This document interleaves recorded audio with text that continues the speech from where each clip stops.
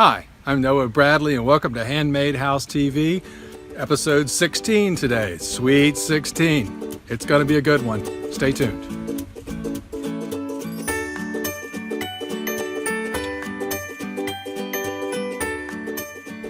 Okay, on today's episode, I wanted to bring you up to my progress on seeking out my next piece of land, my next property, and in the early stages of the creation of my next home. And I just wanted to give you an update on how I'm moving along, and hopefully you are moving along as well. And if not, I'm hoping that perhaps today will encourage you to take the same simple, small, inexpensive steps that I'm taking.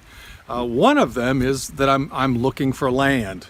It doesn't cost anything to look for land. It's fun to get outside, to see what's available in your area, to explore the options. There's a couple things that I wanted to get across to you today, and that is that when you're looking at land, it's a great eye-opening, thoughtful perspective, and not just the land, but also what the land has to offer.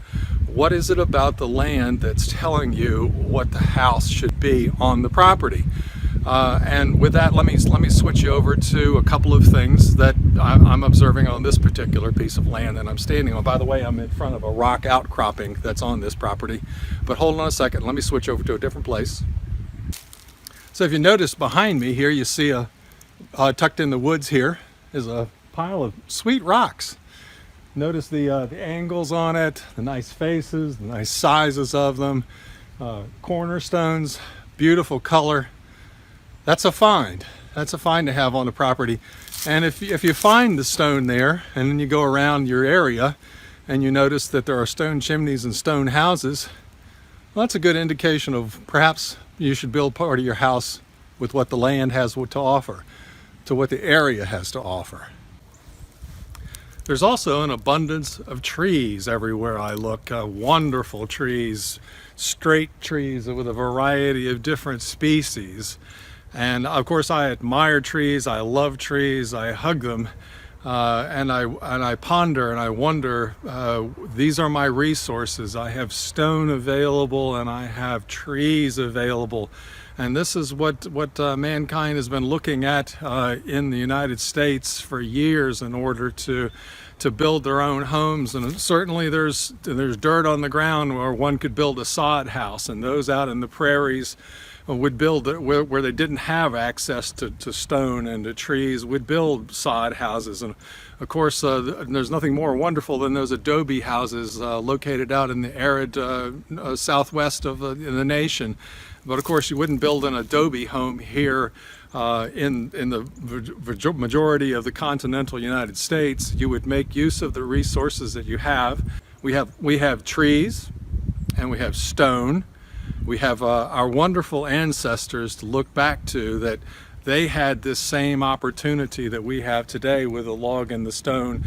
What did they make use of it with their limited tools, limited knowledge, and yet build beautiful homes that would last for a couple of hundred years? What techniques did they do? What did they build on the land, with the land, in order to fit best with the land, to become one with the land?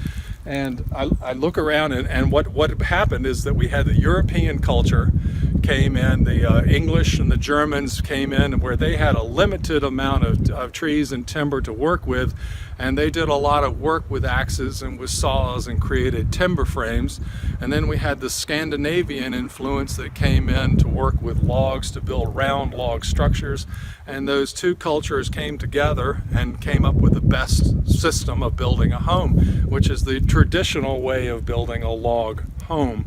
Where you would take a log and you would hew two faces of it and notch them together with proper notches in the corner and erect a log home. And that's the best method. It survived for hundreds of years. It was the culmination of thousands of years of working with wood, and they survive today hundreds of years later. So that would be the preferred system, I would think, when I'm buying a piece of land, to make sure and incorporate those features into my future home. And I would encourage you to do the same thing, that when you are looking for your property, when you're looking for your piece of land, see what the land has to offer and figure out in your own perspective how to make the best use of resources similar to that. You don't necessarily have to use your own trees, but nonetheless, how is it best to work with what you have in order to move forward? I find myself frequently being asked my opinion of other forms of handmade construction, and there are so many to choose from out there, and it seems like that everyone within each particular niche is enthusiastic about their particular preference, and they totally seem to ignore the other forms of construction out there. So you're faced with a situation of pick one and ignore the rest, and there's no one to really inform you fully of the pros and benefits of each particular one. And when we're building our own home, when we're building one home, it might very well be our only one, and so we really need to determine for ourselves. You need to decide for yourself which form of construction you want to do. So I learn a lot from the land, and I learn a lot from looking around at existing homes, but also I have done hands-on in all the various forms of alternative construction, and to tell you the truth, I admire almost all of them. They're really great. And one of the questions I often get is what do I think of cordwood? The method of cutting short pieces of wood and then more or less mortaring them back into place as stone. Well, I lay wood every year, and then every winter the wood pile tends to go down. So I must admit that there is an enjoyable experience with cutting wood and then stacking it up. But as far as home construction, my preference is, if I'm going to cut a tree down, if I'm going to use the material out of it, why would I want to cut it up into tiny pieces and then glue all those pieces back together? I never saw that any of the ancestors did that particular technique, and so I'm going to stick with the proven method of using the entire log to create the home. And to tell you the truth, there's a lot of the alternative methods that seem to evolve around the same process, and that is that there's an intimidation level, a fear created in the artistry, the joinery of timber framing, that a lot of people seem to think it's reserved for only a high skilled level. And as far as the log cabin industry goes, it seems like that only a professional could possibly work out those corner notches, and therefore we have to come up with some alternative cheat method to get past this. But all of these skills have been done for centuries by normal human beings without a high school education, wielding nothing but an axe and creating a wonderful home. And so if you do desire to build something that is piece by piece, small little piece at a time, I would look again to the land and to historical preference and what has survived for a long time. And so my preference would be to go with stone, if that is your preference. So over the years, I first of all, I realized that I could never commit to one single form of construction. And so that's when I started creating what I call blended houses. And that is, part of the home is log, and part of it is timber frame, part of it is stone, and part of it's stick built. And that brings you to my personal 5 favorites, which is log, timber frame, stone, stick built. New construction, but not the way it's been distorted.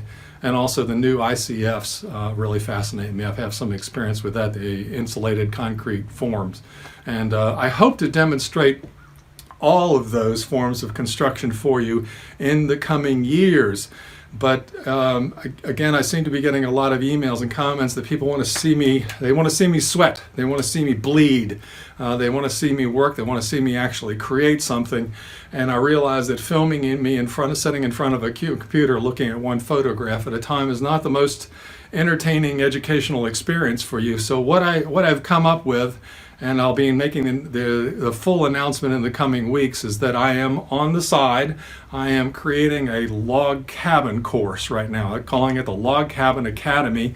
And I have come up with a way that I can share with you best how to build a log cabin in the traditional manner from beginning to end, and all those little intricate steps in between, in order to make use of what your land has to offer, and to create a home that's breathtakingly beautiful, that could be on the cover of a magazine or a book, and a home that you would be proud of, that would survive for centuries. So I'm hoping you'll consider joining us within that. And that's just a small segment of the entire Handmade House Academy system. So if you're in the Handmade House Academy, congratulations, you get this new course for free. And if not, I'm going to make this course so affordable, so cheap at the initial offering, that you'll be able to actually buy some logs and build this little log cabin along as I build it, and you'll end up with a log cabin at the end, cheaper than what any of the other log cabin courses that you can find online are. So look forward to seeing you on that. So that wraps it up for today. I did want to share with you a few names of some of the folks that have signed up for the Handmade House Academy. It is growing by leaps and bounds. Today I wanted to thank Sean Neves, Suriana Guritzen, Charles Groh, Dale Schulte, and Victoria Cole. Thank you all for joining us within the Academy. I look forward to seeing even more of you out there. And I also look forward to seeing you next week on Handmade House TV, episode 17, where I'm going to share with you something that I really, there's a lot to it, and but it's going to take some waffling on my time. So all of you people that don't like my waffling, don't tune in. But anyway, I love you all, and y'all take care, and I'll see you on the next one. Thanks for joining. Bye.